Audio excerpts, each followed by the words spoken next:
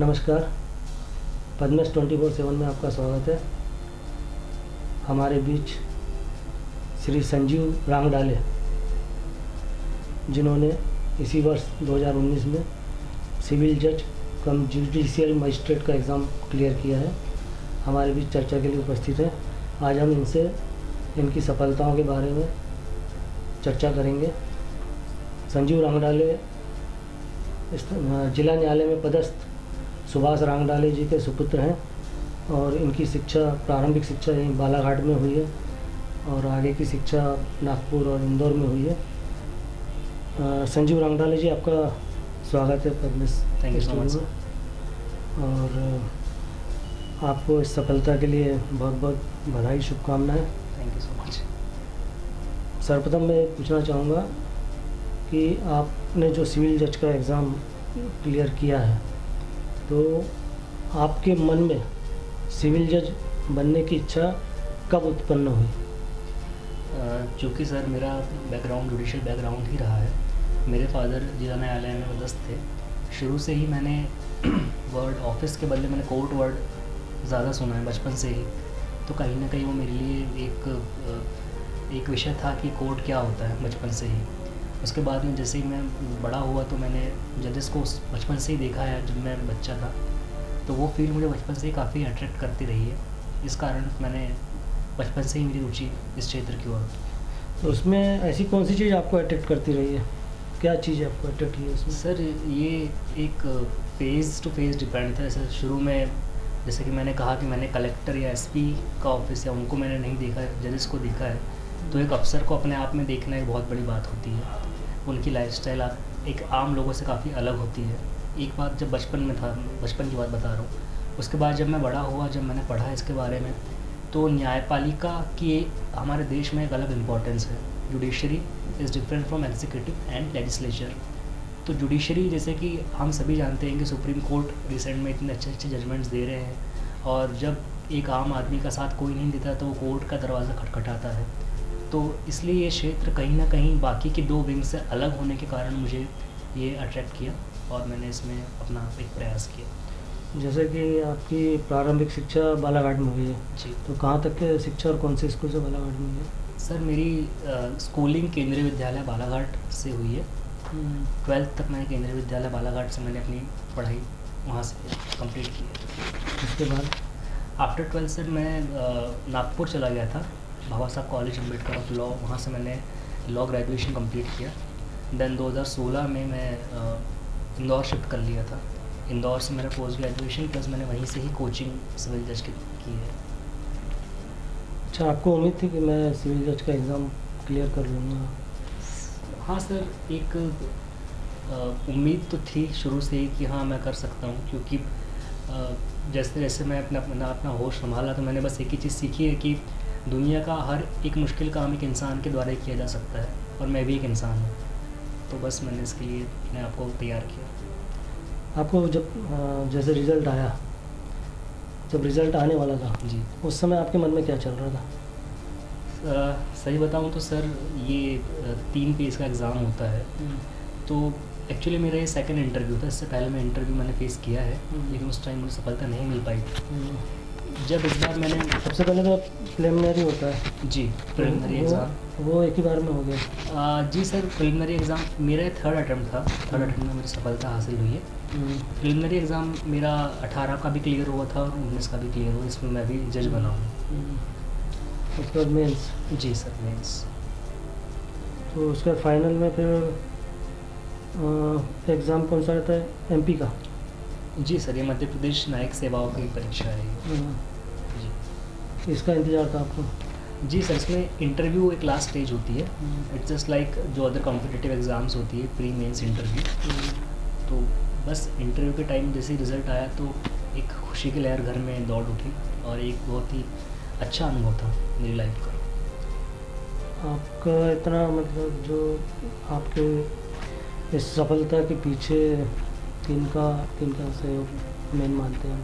Sir हर किसी भी बच्चे की सफलता के पीछे उसके पेरेंट्स का, उसके माता पिता का बहुत बड़ा हाथ होता है। आपके पिताजी की भी इच्छा रही होगी कि इसमें मतलब न्यायालयीन इसी में आए? जी सर, जी सर, फादर की ये इच्छा थी? जी। मदर का भी सपोर्ट रहा होगा? जी सर, निश्चित तौर पे दोनों का ही सपोर्ट एक अलग अलग लेवल पे होता है। जब आप तैयारी करते रहते हैं तब आपको बहुत दिन भर आपको पढ़ाई करनी होती है। एग्ज़ाम के टाइम में आपको 15-15, 16-16 घंटे पढ़ना होता है, 4 घंटे 3 घंटे की नींद लेनी होती है, खाना खाना होता है। उस दौरान में सबसे बड़ी सपोर्ट, आपका मॉरल सपोर्ट बहुत ज़रूरी होता है, और वो निश्चित तौर पे माता पिता के अलावा कोई और नहीं दे सकता। तो दिनचर्या कैसी रहती थी आपकी? स्कूल लाइफ में कैसी रहती थी और कॉलेज लाइफ में कैसी थी? सर स्कूल टाइम में तो मैं कभी ज़्यादा स्टूडियस तो नहीं रहा। 10th तक के खासकर मैं खासकर एक्स्ट्रा करिकुलर एक्टिविटीज़ में ज़्यादा पार्टिसिपेट करता था। मेरा क्रिकेट में मैंने रीजनल लेवल पे गोल्ड मेडल भी लिया है केंद्रीय विद्यालय से। और कॉलेज में भी सर मैं, हालांकि मुझे लॉ में डिस्टिंक्शन है नागपुर यूनिवर्सिटी से, लेकिन मेरा ये शुरू से मानना रहा है कि जो आपकी पर्सनालिटी है वो ज़्यादा मैटर करती है किसी भी चीज़ के लिए। अगर आप किसी भी क्षेत्र में जा रहे हैं लेकिन आपको सिर्फ एक किताबी ज्ञान है तो आपको सफलता मिलने में थोड़ा समय लग सकता है। लेकिन अगर आपको सारी फील्ड का नॉलेज अगर है, आपने स्पोर्ट खेला है, आपने म्यूज़िक में पार्टिसिपेट किया है। मेरी म्यूज़िक में कॉलेज टाइम में काफ़ी रुचि रही है, मैं गिटार भी बजाता हूँ, मैं गिटारिस्ट हूँ जी। तो वो सब चीज़ों ने मुझे काफ़ी एक सपोर्ट दिया है और मुझे बनाने में इन सब चीज़ों का भी काफ़ी ज़्यादा हाथ है। नहीं, स्पोर्ट्स में भी रुचि है आपकी? क्रिकेट खेलते हैं जी। बाकी और खेल खेलेंगे आपने? हॉकी, फुटबॉल, नहीं वॉलीबॉल, ऐसा कुछ? मैं बास्केटबॉल थोड़ा बहुत खेल लेता हूँ, और बाकी मैं देखने सारे स्पोर्ट पसंद करता हूँ। सारे स्पोर्ट में मेरी रुचि ज़रूर है। और म्यूज़िक में गिटार बजाते हैं? जी सर। और गाना? जी गाना गाता हूँ, गिटार बजाता हूँ। और काहे की हॉबी आपकी? फिल्म देखना? जी सर, फिल्म देखना किसको अच्छा नहीं लगता, सभी को अच्छा लगता है। फिल्म मुझे भी काफ़ी अच्छा लगता है फिल्म देखना भी, लेकिन बहुत ज़्यादा नहीं, महीने 2 महीने में एक बार। ये आपने लाइफ में ये भी देखा होगा कि ज़्यादा फील्ड में जो महत्व रहता है या पब्लिक से जो ज़्यादा जुड़ा हुआ रहता है वो IAS IPS इनका एक अलग महत्व होता है। जी। तो जैसे कि आपके मन में जज का है, तो ऐसा नहीं आया कि मैं कलेक्टर बनूं या SP बनूं? सर एक्चुअली मेरी फील्ड चूँकि लॉ थी और मेरा बैकग्राउंड भी लीगल था, मुझे कुछ लोग कहते थे कि आप MPPSC के एग्ज़ाम दीजिए, UPSC के एग्ज़ाम दीजिए। उनकी अलग इम्पोर्टेंस है, मैं उनको छोटा नहीं कहूँगा। लेकिन सर मेरा एक पर्सनल मेरा व्यू ये था कि मुझे जो चीज़ मैंने पढ़ी है, मैंने 5 साल लॉ पढ़ा है, तो मुझे इस फील्ड में ही जाना है, क्योंकि शायद मैं इस फील्ड में अपना ज़्यादा पोटेंशियल मैं दे सकता हूँ। तो ये आपकी पोस्टिंग वगैरह कब होना है, क्या? सर मेरी posting in the month of November या दिसंबर तक मुझे उम्मीद है हो जाएगी।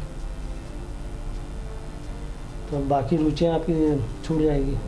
नहीं सर, ये रुचियाँ मैंने मेरी खुद की पर्सनल, मतलब मेरी खुद की एक पार्ट ऑफ लाइफ है, तो नहीं छोड़ूंगा। मेरे लिए वर्कआउट, मेडिटेशन, योग, प्राणायाम, ये सब सारी चीज़ों में जुड़ा हुआ हूँ, तो ये मैं नहीं छोड़ सकता। जिम वगैरह भी जाते हैं? जी, जिम भी करता हूँ। और लिखना पढ़ना? जी सर, लिखने में ऐसा मैं शायरी सुनने का शौकीन हूँ, लेकिन लिखने की काबिलियत मुझे शायद नहीं है, और बस म्यूज़िक के क्षेत्र में थोड़ा बहुत जानता हूँ। बालाघाट में जो एजुकेशन है जी, और कहा जाता है कि बालाघाट में अच्छा एजुकेशन है और काफ़ी एजुकेशन है जी, और ख़ासकर आप जिस समाज से आते हैं जी, वो समाज भी यहाँ पे काफ़ी मतलब पढ़ी लिखी कहलाती है। जी, और बालाघाट से काफ़ी IAS IPS इवन जजेस भी आपके पहले भी जी। काफ़ी हुए हैं। तो बालाघाट का एजुकेशन को आप कैसा देखते हैं? बालाघाट में एजुकेशन कैसा है? सर ये तो जग जाहिर है, क्योंकि सबको पता है कि बालाघाट जो है 4th मोस्ट लिटरेट डिस्ट्रिक्ट है MP में, 4थे नंबर पे आता है। पहले नंबर पे जबलपुर, उसके बाद इंदौर, उसके बाद भोपाल, उसके बाद बालाघाट। तो बालाघाट के ऊपर के आप जितने भी ज़िले देखें तो सारे संपन्न ज़िले हैं, बड़े ज़िले हैं। लेकिन बालाघाट एक छोटा ज़िले होने के बाद भी अगर ये 4th मोस्ट लिटरेट डिस्ट्रिक्ट है, दैट मीन्स कि यहाँ का लिटरेसी लेवल काफ़ी अच्छा है। इसमें उसमें क्या कारण मानते हैं कि बालाघाट में ये ज़्यादा अच्छा है? ये मतलब पिछड़ा हुआ ज़िला, नक्सलाइट ज़िला और संपन्न भी नहीं है, उसके बाद यहाँ लिटरेसी अच्छी है, तो इसमें किन चीज़ों को आप मानते हैं? मतलब फैमिली सपोर्ट बच्चों को ज़्यादा मिलता है या एजुकेशन संस्थाएं यहाँ पे ज़्यादा अच्छी है? सर यहाँ पे शायद मेरे विचार में जो माता पिता का एक जो एफर्ट होता है, उनका जो एक सोचने का नज़रिया होता है, क्योंकि जनरली हो सकता है बाकी जगहों में बच्चों को पढ़ाना लिखाना माँ बाप के लिए उतना आसान नहीं है, या फिर उनकी सोच कुछ और रहती है कि हम बच्चे से खेती किसानी करा लें। लेकिन शायद यहाँ पे लोगों को एजुकेशन का लेवल पता है, इम्पोर्टेंस पता है, इसलिए अपने बच्चों को ज़्यादा से ज़्यादा शिक्षा प्रदान कराने में विश्वास रखते हैं। शायद यही कारण है कि हमारा ज़िला आज एजुकेशन के लेवल पे काफ़ी अच्छा परफॉर्म कर रहा है। हमारे बालाघाट ज़िले में अभी और कई छात्र ऐसे होंगे जो इस फील्ड में अध्ययनरत होंगे या अभी नहीं आए होंगे तो आना चाहते होंगे सिविल इसमें जुडिशरी में, तो उन्हें इसके लिए क्या करना चाहिए, कैसी तैयारी करना चाहिए और कैसे कैसे उसमें आगे बढ़ना चाहिए? जी सर, जैसे कि एग्ज़ाम 3 स्टेजेस में होता है। फर्स्ट स्टेज इसकी प्रीलिमिनरी एग्ज़ाम होती है, मेंस, इंटरव्यू। प्री की पढ़ाई का पैटर्न कुछ और है, मेंस का कुछ और है, इंटरव्यू कुछ और है। तो सर जब कोई भी विद्यार्थी तैयारी कर रहा है इसकी, तो जब वो प्रारंभिक परीक्षा दे रहा है, प्री दे रहा है, तो तब वो सिर्फ प्री पे फोकस करे। प्री में 150 नंबर का पेपर होता है, 150 मार्क्स का पेपर होता है। उसमें cut off 120-130 plus cut off रहता है, जो कि बहुत ज़्यादा आसान नहीं होता लेकिन मुश्किल भी नहीं होता। उसका तरीका सिर्फ ये है कि हमारे लॉ की 12 बैरेक्ट्स उसका सिलेबस होता है। कुछ पार्ट जीके का रहता है, कुछ पार्ट इंग्लिश का और कुछ पार्ट कंप्यूटर का। तो सर वो जो 12 बैरेक्ट हैं, उस 12 बैरेक्ट पे अगर कोई भी छात्र अगर फोकस कर ले अच्छे से, उसको बार बार पढ़े और जीके कंप्यूटर के लिए अपना अलग से एक स्ट्रैटेजी लेकर के चले, प्रीवियस ईयर्स में पूछे जा चुके क्वेश्चन जो हैं जीके में, कंप्यूटर में और इंग्लिश में, और साथ में कुछ जो किताबें मार्केट में अवेलेबल हो, उन किताबों से अगर वो पढ़ाई करें तो निश्चित तौर पे 120 से ऊपर मार्क्स ले आना तो कुछ मुश्किल भी नहीं है, बहुत आसान है। उसके बाद सर मेंस की स्ट्रेटजी कुछ और होती है। मेंस में आपको डिस्क्रिप्टिव पेपर होता है, उसमें 2 दिन आपको कंटिन्यू एग्ज़ाम देनी होती है, 3-3 घंटे के 4 पेपर होते हैं 2 दिन में। उसमें जो 2 पेपर लॉ के होते हैं, फर्स्ट और थर्ड पेपर, पहला सिविल का होता है, देन उसके बाद आर्टिकल राइटिंग का होता है, फिर नेक्स्ट डे क्रिमिनल का पेपर होता है एंड देन जजमेंट राइटिंग का।